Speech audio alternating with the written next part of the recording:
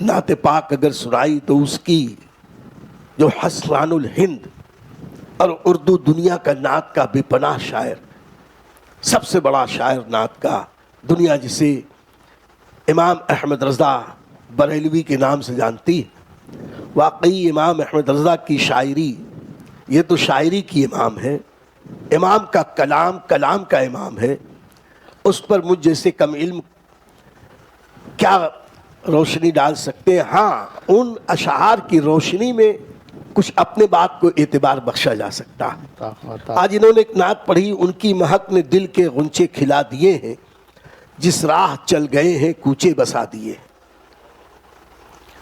یاد رکھیں کہ ہمارے امام کی نعت صرف زبان و ادب کی شاعری کی بات نہیں تھی، بلکہ الحمدللہ میرا امام اپنے ہر شعر میں یا تو قرآن کی تشریح کرتا نظر آتا ہے یا احادیث طیبات کی تشریح کرتا نظر آتا ہے۔ بے شک، سبحان اگر اللہ۔ اسی شعر کو دیکھیں کہ جس راہ چل گئے ہیں کوچے بسا دیے ہیں، کہ نبی کریم صلی اللہ علیہ وسلم جس راستے سے گزرتے تھے تو گلیاں مہک جاتی تھیں، سبحان اللہ، سبحان اللہ، کوچے خوشبو سے بس جاتے تھے۔ سبحان اللہ۔ ایک جگہ اعلیٰ حضرت عظیم البرکت نے یہ ارشاد فرمایا کہ گزرے جس راہ سے وہ سید والا ہو کر، کیا بات ہے۔ گزرے جس راہ سے وہ سید والا ہو کر، رہ گئی ساری زمین عنبر سارا ہو کر۔ سبحان اللہ، ماشاء اور ایک شعر اسی مضمون کا اور بھی ہے، اللہ، عطا ہو۔ کیا مہکتے ہیں مہکنے والے، سبحان اللہ، سبحان اللہ، کیا مہکتے ہیں مہکنے والے، بو پہ چلتے ہیں بھٹکنے والے۔ سبحان اللہ، ان ماشاء اللہ۔ تینوں اشعار کو آپ صرف شاعری نہ سمجھیں،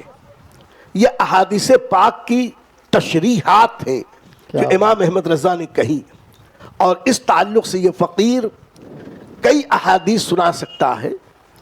اس وقت دو احادیث میرے ذہن میں آ رہی ہے۔ سبحان اللہ، عطا ہو۔ آپ نے ابھی شب برات پر یہ حدیث سنی ہوگی کہ حضرت عائشہ صدیقہ رضی اللہ تعالی عنہا ارشاد فرماتی ہیں کہ ایک رات میری باری کا دن تھا، نبی کریم صلی اللہ علیہ وسلم میرے کاشانہ اقدس میں تھے، مجھ پر نیند طاری ہوئی، میں سو گئی، رات میری آنکھ کھلی تو میں حیرت زدہ ہو گئی، حیران ہو گئی کہ نبی کریم صلی اللہ علیہ وسلم میرے بستر پر نہیں ہے۔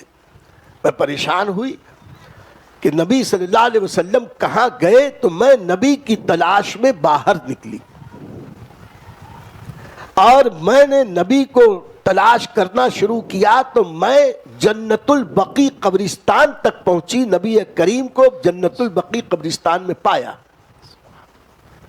مزید ارشاد فرماتی ہیں کہ میرے ذہن میں یہ بات آئی کہ کہیں کسی اور زوجہ کے گھر تو سرکار تشریف نہیں لے گئے۔ اللہ، اب بعد میں جب سرکار واپس تشریف لائے، فرماتی ہیں کہ میں نے جب انہیں جنت البقیع میں دیکھا کہ وہ اللہ کی بارگاہ میں عرض و معروض کر رہے ہیں، دعائیں کر رہے ہیں، تو میں واپس آئی، تیز رفتاری سے آئی۔ تھوڑی دیر کے بعد سرکار صلی اللہ علیہ وسلم واپس تشریف لائے تو آقا کریم نے مجھ سے یہ کہا کہ اے عائشہ، تم غیرت کھا گئی تھی کہ میں کسی اور زوجہ کے یہاں چلا گیا تھا؟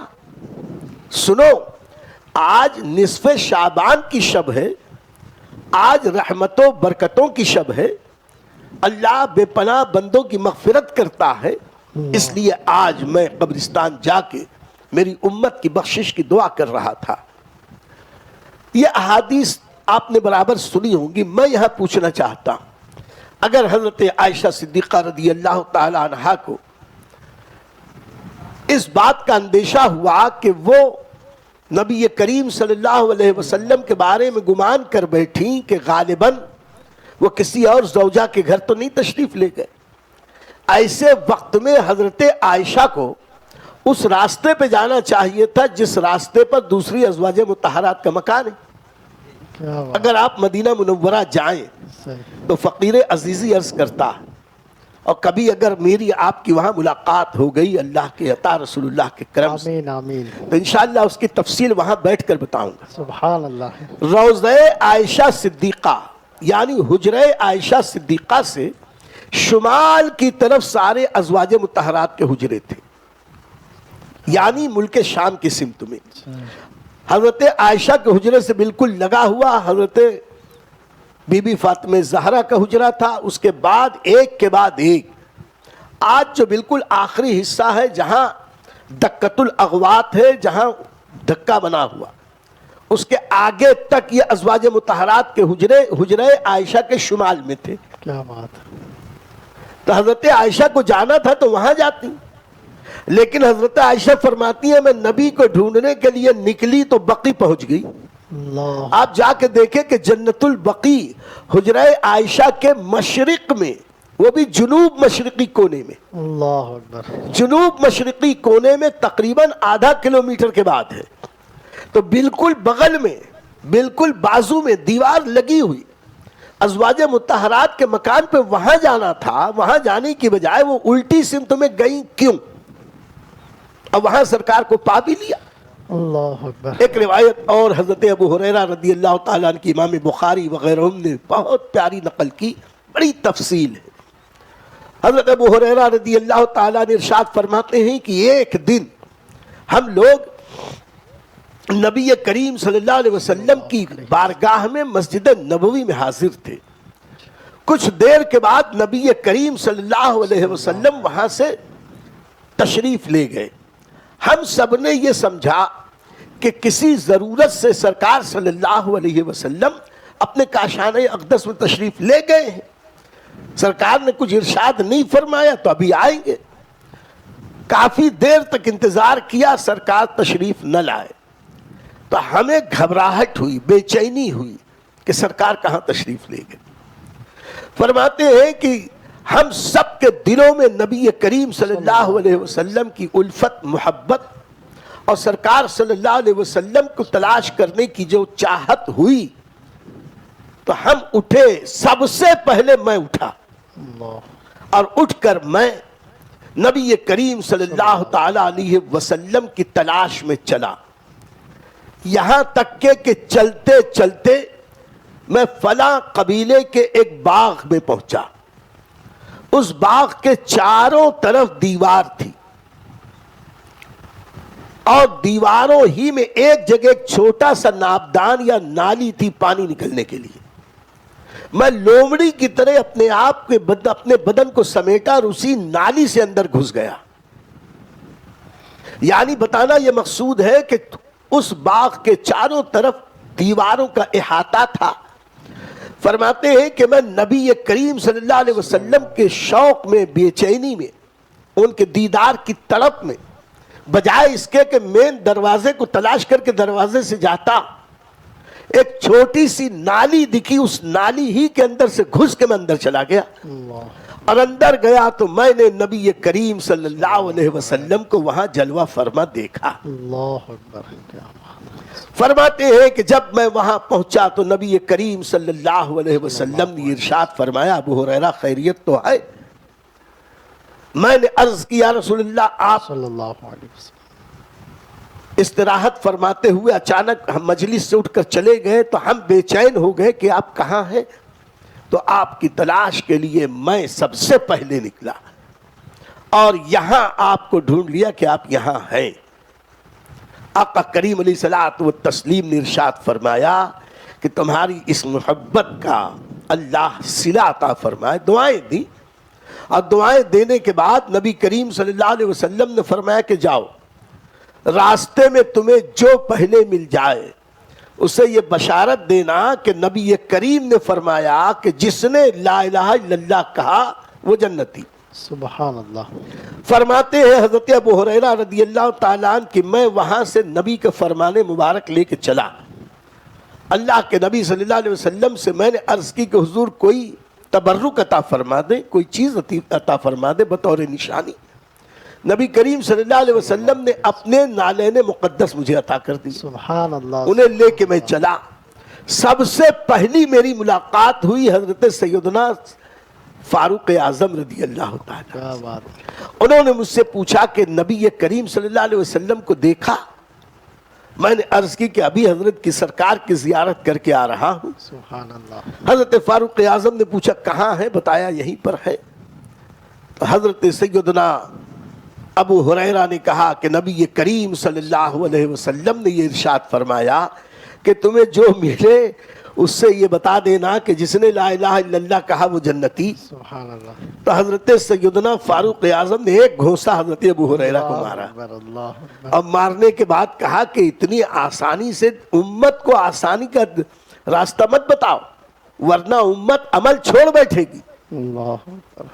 تو یہ روتے ہوئے بارگاہ مصطفیٰ میں حاضر ہوئے اور عرض کی یا رسول اللہ صلی اللہ علیہ وسلم مجھے عمر نے اتنی زور سے مارا. یہ تو تیزی سے آئے تھے سیدنا فاروق اعظم آہستہ آہستہ ہے.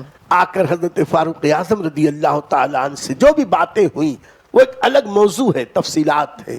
میں اس وقت اس طرف نہیں جاتے ہوئے میں یہاں عرض کرنا چاہتا ہوں. آخر حضرت ابو ہریرہ یہاں سے نکلے تھے تو مسجد نبوی کے چاروں طرف کسی بھی طرف جا سکتے تھے, ایک ہی طرف کیوں گئے؟ کیا بات ہے. اگر وہ گئے تھے تو فاروق اعظم بھی اسی طرف کیوں گئے؟ اور پھر وہاں گئے تو بجائے اس کے کہ ادھر ادھر دیکھتے کہ جہاں دکھ گئے ہیں آقا کریم وہاں جاتے.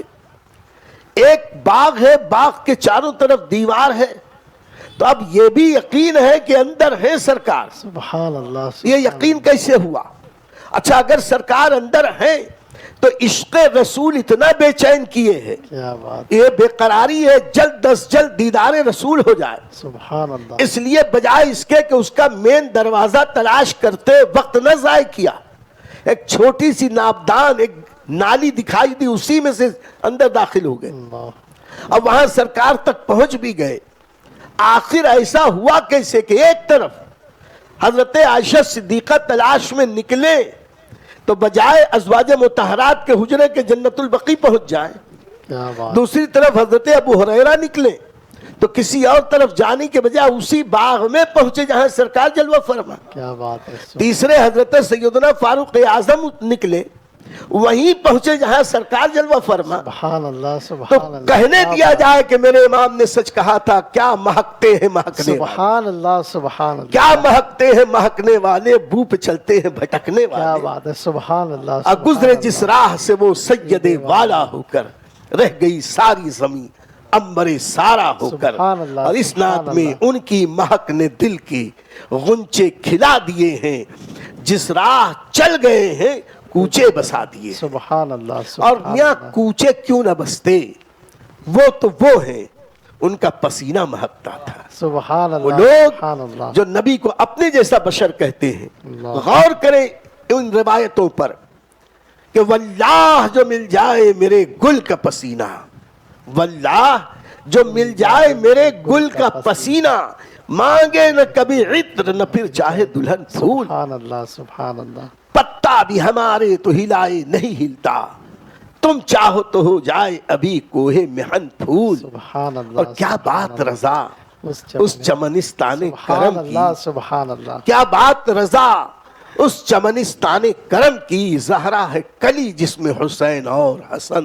سبحان اللہ. اللہ تعالیٰ ان پھولوں کے صدقے میں ہم سب کو بھی دین و دیانت کی خوشبو سے مہکائے. سبحان وآخر اللہ. دعوانا الحمدللہ رب العالمین. ماشاء اللہ. ماشاء اللہ. سبحان اللہ. بہت ہی پیاری گفتگو حضرت نے فرمائی.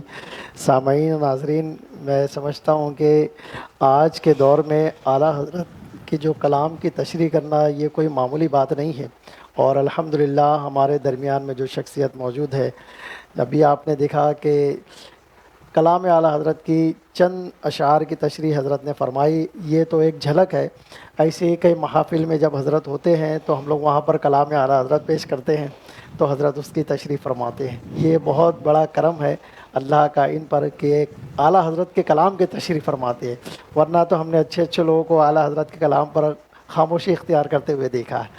اللہ پاک ان کے علم میں, عمر میں, عمل میں مزید برکت عطا فرمائے. تو یہ تھے ہمارے آج کے معزز مہمان, خادم العلماء, یادگار اسلاف, حضرت علامہ وقار احمد عزیزی صاحب, جو ماشاءاللہ بہت ہی پیارے انداز میں اعلیٰ حضرت کے کلام کی تشریح فرما رہے تھے. اور اس سے قبل حضرت نے